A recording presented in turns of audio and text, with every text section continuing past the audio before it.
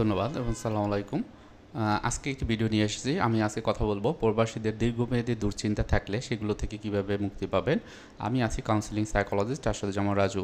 প্রবাসে যারা থাকেন অধিকাংশ সময়ে তারা বিভিন্ন রকমের দুশ্চিন্তা বা মানসিক টেনশন এগুলোর ভিতর দিয়ে যেতে হয়। কেননা একটি নতুন পরিবেশের নতুন একটা জীবন তৈরি করা, নতুনভাবে চলা, নতুন সমাজের সাথে মিশে থাকা, আবার সেইম ওয়েতে পরিবার যারা হলো দেশে থাকে তাদের একটি চিন্তা সবসময় মাথায় থাকে। দেখা যায় যে সব কিছু নিয়ে যখন বিভিন্ন রকমের দুশ্চিন্তা তৈরি হয় এবং সেটি যদি এমন হয় যে অনেক দিন ধরে থেকে যাচ্ছে, তখন আপনি কিছু বিষয় মাথায় রেখে আপনার এই যে দুশ্চিন্তাকে মোকাবেলা করতে পারেন। এখন প্রথমেই যে বিষয়গুলো আমরা খুবই গুরুত্ব সহকারে দেই যারা সাইকোলজি প্রফেশনে রয়েছে, প্রথমে আপনাকে দেখতে হবে যে আপনার যে দুশ্চিন্তা বা এই যে মানসিক টেনশনগুলো সেগুলো কী জন্য হচ্ছে। সো এটা যদি আইডেন্টিফাই করতে পারেন, তারপরে আপনি কিভাবে মোকাবেলা করবেন সেগুলো বুঝতে পারবেন। প্রথমে যদি আমি দীর্ঘমেয়াদী দুশ্চিন্তার কারণগুলো বলি, একটি হলো প্রথমেই যেটি আসে যে পরিবার এবং বন্ধুদের থেকে দূরে থাকা। একটা সময় পরিবার এবং বন্ধুবান্ধব ছিল, তাদের সাথে মেশা, একই সাথে খেলাধুলা করা, হাসা, সমাজের রীতিনীতি মেনে চলা, বিভিন্ন অ্যাক্টিভিটি সবাই মিলে করা, একভাবে সময়টা যেত। কিন্তু বর্তমানে এসে এটি আর থাকছে না। বিভিন্ন কাজে নিজেকে মনোযোগ দিতে হচ্ছে, বিভিন্ন বিষয়ে তার অনেক বেশি রেসপন্সিবিলিটি বেড়ে গেছে। তো এই যে একটা বিষয়, এটা কিন্তু অনেক গুরুত্বপূর্ণ যে আপনি যখন বাইরে আছেন, প্রবাসী আছেন, তখন এই জিনিসগুলো কিন্তু আপনার মনে পড়বে। হয়তোবা অনেক সময় কনশাসলি, অর্থাৎ মনে দিয়ে আপনি হয়তোবা বুঝতে পারবেন না, কিন্তু আপনার ভিতরে ভিতরে কিন্তু এই যে একটা আকাঙ্ক্ষা বা পাওয়ার, বন্ধুবান্ধবের সংস্পর্শে আসা বা পরিবারের সংস্পর্শে আসা, এটা কিন্তু ভিতরে ভিতরে কাজ করে। এরপর যে কারণটি সবচেয়ে গুরুত্বপূর্ণ সেটি হলো দেখা যায় যে ভাষার যে একটা ব্যবহার, অর্থাৎ সে যখন বাংলাদেশে থাকতো ভাষার ব্যবহার ছিল মাতৃভাষা, সেভাবে সে সকল রকমের রীতিনীতি পালন করতে পারতো খুব সহজেই। কিন্তু নতুন পরিবেশে গিয়ে এই যে অন্য মানুষের সাথে মিশা বা ভাষা যখন ব্যবহার করে, তখন হয়তো বা ঠিকমতো করতে পারে না, তখন নিজেদের ভিতরে অনেক সময় হীনমন্যতা হয়, আমি পারি না বা আমার দ্বারা আসলে হয় না, নিজের মোটিভেশনটা অনেক ক্ষেত্রে হারিয়ে ফেলে। তো এটাও একটা অন্যতম প্রধান কারণ। তারপর দেখা যায় যে আর্থিক চাপ, অর্থাৎ দেখা যায় যে তারা হয়তো বা ঋণ নিয়ে এখানে চলে এসেছে, অথবা এখানে আসার পর তার অনেক বেশি খরচ বেড়ে যাচ্ছে, আর্থিক দায়িত্বগুলো আগের থেকে অনেক বেশি বেড়ে গিয়েছে। এটাও একটা তাদের কারণ, যার কারণে হচ্ছে যে তাদের দুশ্চিন্তাগুলো থেকে যাচ্ছে। এছাড়া যেটি হয় যে তারা যে এই যে নতুন পরিবেশে গেল, এই নতুন পরিবেশেও দেখা যায় বিভিন্ন রকমের কাজের চাপ থাকে, অনেকগুলো কাজ থাকে যেগুলো হয়তো আমি নিজে নিজে করতে পারি না। কিছু কিছু বিষয় থাকে যেটা হলো ভবিষ্যতে আমার করতে হবে, কিন্তু আমার মনে সবসময় আছে যে আল্লাহ, এই জিনিসটা কীভাবে করব, এটা কি আমার দ্বারা সম্ভব হবে কি না। এটাও কিন্তু তাদের একটা মানসিক দুশ্চিন্তা তৈরি হয়। এখন আসেন যে প্রবাসে দীর্ঘমেয়াদী যে এই যে দুশ্চিন্তাগুলো, সেগুলো কীভাবে মোকাবেলা করতে পারেন। আমি কিছু সহজ কিছু টিপস অ্যান্ড ট্রিক্সের কথা বলবো। আপনারা যদি মাথায় রাখতে পারেন এবং এগুলো ফলো করেন, তাহলে দেখবেন আপনার দুশ্চিন্তাগুলো আপনি নিজে নিজেই অনেক ক্ষেত্রে কমিয়ে আনতে পেরেছেন। আমরা যেটা বলি প্রথমে, যে সামাজিক সম্পর্ক বজায় রাখা, অর্থাৎ আপনি নতুন একটা পরিবেশে গিয়েছেন, সেখানে সমাজ ব্যবস্থা আপনার বাংলাদেশের থেকে একটু ভিন্ন, কিন্তু সমাজে কিন্তু রীতিনীতি বা যে স্ট্যান্ডার্ড যে রুলস অ্যান্ড রেগুলেশনগুলো মোটামুটি একই রকম থাকে। তাহলে ওই সমাজে গিয়ে আপনি যদি মনে করেন যে আপনার মন মতো সব কিছু হচ্ছে না, তাহলে কিন্তু আপনার মনটাকে খারাপ থাকবে। বরং কী করা যাবে, যে ওইখানে গিয়েই আপনার ওই যে কালচারাল ফ্যাক্টরগুলো আছে তার সাথে নিজেকে কীভাবে খাপ খাওয়ানো যায়, আমরা বলি সোশ্যাল স্কিল ট্রেনিংটা আপনি নিজে নিজে চেষ্টা করতে পারেন। এরপর যেটা হয় যে ব্যায়াম করা। দেখেন, আপনি বাংলাদেশে ছিলেন, ওকে, আপনি অনেক কিছু করা লাগতো না, কিন্তু বর্তমানে নতুন একটা দেশে গিয়েছেন, প্রবাসে গিয়েছেন, সেখানে আপনি নিয়মিত ব্যায়াম করতে পারেন। ব্যায়ামের ক্ষেত্রে আমরা সবসময় বলি যে একটা শারীরিক ব্যায়াম আর একটা হলো মেন্টাল এক্সারসাইজ বা মনের ব্যায়াম।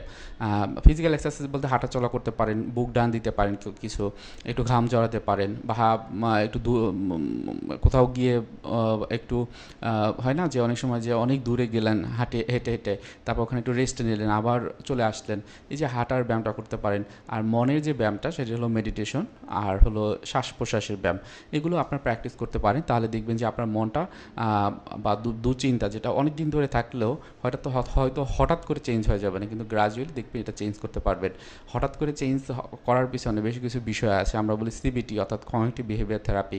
যেমন আপনি আপনার ভিতরে দুশ্চিন্তাগুলো হয়, বিভিন্ন রকমের দুশ্চিন্তা সব সময় মাথায় কাজ করে, আপনি একটু পয়েন্ট আউট করেন, লিখে ফেলেন, লিখে ফেলার পর এই যে দুশ্চিন্তাগুলো করছেন, বিভিন্ন রকমের চিন্তা আপনার মাথায় কাজ করছে, এটা আসলে কতটুকু গুরুত্বপূর্ণ, এটা কি আসলে বাস্তবসম্মত কিনা?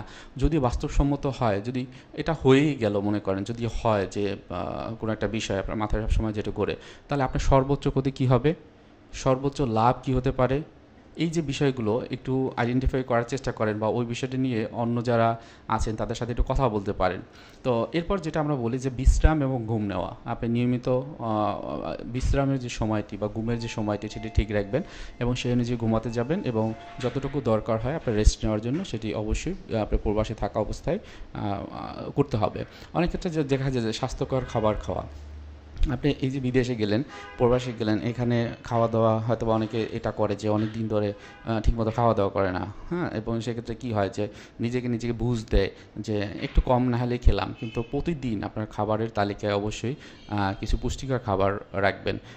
এরপরে যে মানসিক স্বাস্থ্য সহায়তার কথা বলি, যে আপনারা প্রবাসে গিয়েছেন, অনেক ক্ষেত্রে দেখা যায় যে দীর্ঘমেয়াদী দুশ্চিন্তাগুলো আপনি হয়তো বা নিজে ডিল করা বা এটা থেকে মুক্তি পাওয়া অনেক ক্ষেত্রে কঠিন হয়ে যেতে পারে।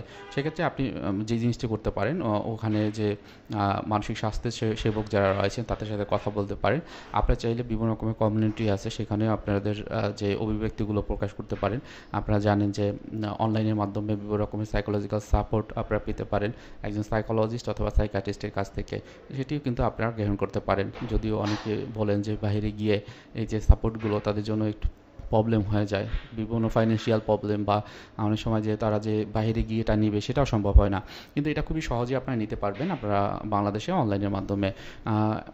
অনেকের ক্ষেত্রে আমি দেখেছি যে যারা বাইরে থাকে তারা সময়ের যে সঠিক ব্যবহার সেটি করতে পারে না, হয়তো বা দেখা যায় যে ঘুমিয়ে থাকে, একদম যখন সময় হয়ে গেছে যে বাসে করে অনেক দূরে যেতে হবে তার যে জবের যে জায়গাটি, সে তাড়াহুড়ো করে চলে যায় এবং হয়তো ওই সময় খাওয়া দাওয়া না করেই বের হয়ে গেল, গোসল না করেই বের হয়ে গেল, কারণ টাইমের ম্যানেজমেন্ট নেই।